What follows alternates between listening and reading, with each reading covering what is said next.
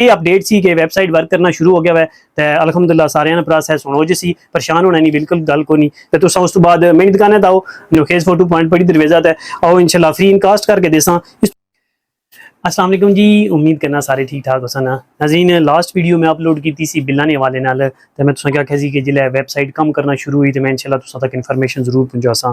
Website तकरीबन work करना शुरू हो गई है क्योंकि पहले दिनों कल ही मेरी हेल्पलाइन तक कॉल हुई सी आइशकोनी हेल्पलाइन तो उन्हें आख्या सी कि 24 घंटे का टाइम दो इंशाल्लाह अस मेंटेनेंस पे करने और इसने जैसे ही अपडेट आई तो इंशाल्लाह तुसें इन्फॉर्म करसां। माशाल्लाह मैसेज आया मैंने कि उन्हें आख्या जी वैबसाइट वर्क करना शुरू हो गई है। नाज़रीन इसना तरीकाकार हूँ तुसें समझा कि किस तरह स्कैन हो सी और किस तरह जरा वर्किंग कर सी बकायदा पूरा डैमो तुसें करके दसने। नाज़रीन अपने मोबाइल ने प्ले स्टोर पर जा सो उत्थे कोई भी QR स्कैनर डाउनलोड करके सो वो इंस्टॉल करके उस तो बाद ना उसना की एप्लीकेशन की QR स्कैनर ऐप डाउनलोड की है नज़र भी अच्छी नहीं हो सी। ठीक है, इसकी इसने की अस ओपन करने तो इस तरह ने मतलब कि ना QR स्कैनर ना इस तरह ऑप्शन हो जाना। यह बिजली ना बिल है QR स्कैनर है तुसें की लाइव डैमो करके दसनी। नाज़रीन इसकी सारा के थले स्क्रोल कर सो तो यह चीज़ ओपन हो सी। इसने तो अपर टॉप तो तकरीबन उसको लिंक आया एक ग्रीन कलर ना लिंक है। इस लिंक की असा क्लिक करसा तो अगे जनाब कैप्चा आगे खुल जसी ess.pitc.com.pk ने ना तो एक वेबसाइट है ओपन हो जसी।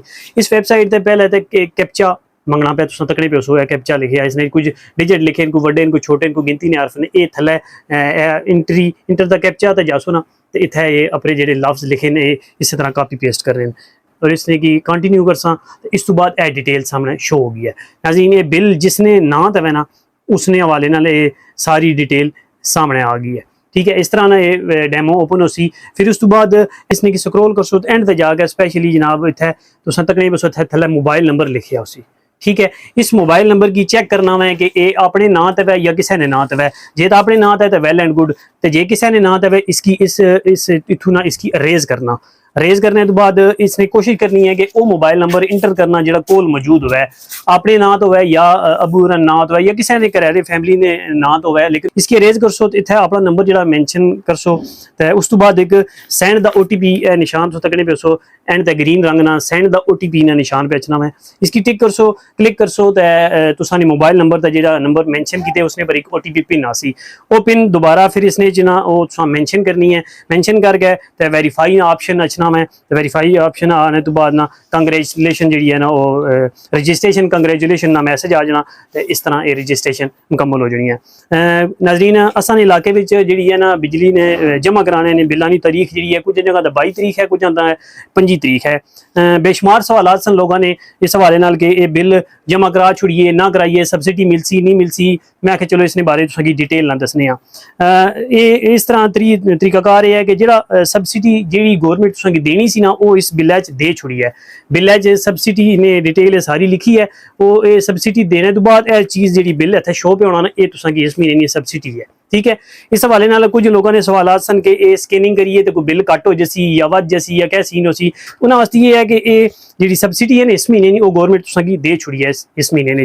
नैक्सट एक QR कोड स्कैन कर सो रजिस्ट्रेशन क्लीयर कर सो तो अगे तुसें नैक्सट अगले महीने सब्सिडी मिलसी वरना तुसाने बिल जो ना वो पहले यूनिट तो ही डबल तरीना आना शुरू हो जसी। तो बाकी बेशुमार लोगों ने और भी सवाल सन इस हवाले नाल के कुछ लोगों ने स्कैनिंग नहीं भी होनी सी तो जिन्होंने लोगों ने 22 तारीख लास्ट डेट सी परेशान सन के बिल जमा कराइए ना कराइए क्या करिए। उन्होंने ये सी कि मेरी कल हेल्पलाइन पर गल हुई है आइशकोनी हेल्पलाइन पर उन्हें आख्या कि उन्हें आखो कि बिजली बिल जो आए वो तुम जमा कराओ QR कोड जो ना वो नैक्सट बिल शो होना है तू पहले तुम किसी टाइम भी रजिस्ट्रेशन अपनी कर सकते हो। इस तो बाद रजिस्ट्रेशन अमल होने वेबसाइट वर्किंग करना शुरू हो गई है। रजिस्ट्रेशन अमल भी जारी हो गया है शुरू हो गया है तो तुम उस तो बाद मेरी दुकान आओ नोखेज फोटो पॉइंट बड़ी दरवेजा है आओ इंशाल्लाह फ्री इनकास्ट करके देसा। इस तो अलावा तुम आपू ही अपने घर मोबाइलों बह के भी कर सकते हो कोई इतना वड्डा मसले वाली गल कोई नहीं है।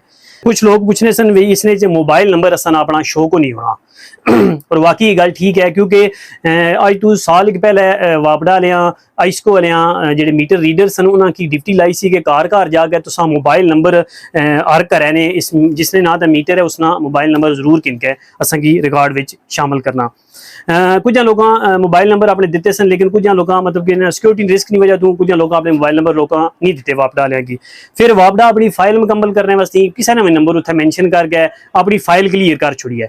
लेकिन जिसले हुण रजिस्ट्रेशन अमल होया तो इसने सारी डिटेल सामने शो होनी है कि किसने ना तो मीटर है, वालदियत किसनी है, और कार एड्रैस क्या है, शनाख्ती कार्ड किस नाम है, और मोबाइल नंबर किस नाम है। ये दो ऑप्शन जो ना ID कार्ड ना और मोबाइल नंबर ना ये अरेज ना ऑप्शन विच है।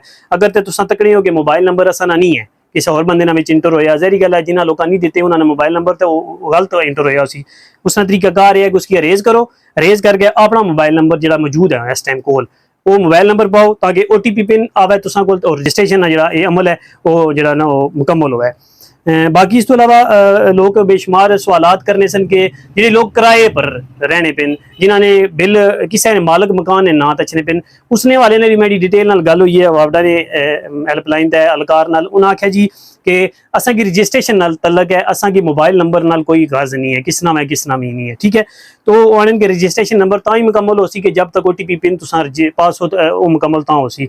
इसने वस्ती उन्हें आख्या कि अगर तुसा मोबाइल नंबर नहीं है तो तुसा उसकी अरेज करके अपना मोबाइल नंबर उत्थे मेंशन कर छोड़ो ताकि OTP पिन तुसा को लावे और तुसा रजिस्ट्रेशन अमल मुकम्मल कर सको। बाकी इस तो अलावा मजीद लोगों ने बेशुमार सवाल सन, लेकिन वो आइसको और गौरमेंट ही इन्होंने जवाब दे सकनी है। मैं इसने हवाले नाल कोई बहस विच ना पैना चाहना, क्योंकि गौरमेंट आनी असां सबसिडी दी है, लेकिन बेशुमार लोग नज़ारी गल हर बंदे ना अपना दिमाग कम करना, अपना हिसाब किताब लाना। लोग आने की सबसिडी बननी नहीं सी, गौरमेंट आई कि संगी ना वो दाह दपा लाया तो बरले हुण गौरमेंट ही जवाब दे सकनी है और इसको भी जवाब दे सकनी है। मैं तो इस वाले ने कुछ भी ना आखना। नाजरीन कुछ लोगों ने सवाल सन के जो लोग दुनिया तो चले गए अल्लाह पाक उन्होंने मगफरत फरमाए, उन्होंने के बारे च कोई लाई अमल है। जहरी गल है बेशुमार लोगों ने अबेर नात है मीटर ना, कुछ ने दादा बू ने नात है, कुछ ने किसी ने नात है, किसी ने नात है। जहरी गल है जो दुनिया बंदा चला जाना उसने नात है, जहरी गल मीटर होना तो फिर उसना क्या हाल है। उसने बारे च हुक्म है कि जहरी गल है ना उसना शो होना जिसले रजिस्ट्रेशन करने वालदियत उससे नहीं शो होनी है, ID कार्ड नंबर भी होना ना आना। ये 3-4 चीज़ां अस चेंज ना कर सकने। एक चीज़ है जी चेंजिंग वाली वो मोबाइल नंबर है, वो अस चेंज करके असा मकसद है OTP पिन जी है वो मैंशन करके रजिस्ट्रेशन मुकम्मल करना। बाकी जिसने मर्जी ना तो मतलब फौत हो गया या जीना में उसने ना तो शो पे होना, असा उसकी तब्दील या उसने की कट कटा ना सकने। फिलहाल ये अपडेट सी कि वेबसाइट वर्क करना शुरू हो गया है तो अलहमदुलिल्लाह सारे प्रोसैस होना हो जी, परेशान होना नहीं बिल्कुल गल को नहीं। तो मिलिए नैक्सट वीडियो में, दिओ इजाजत, अल्लाह हाफिज़।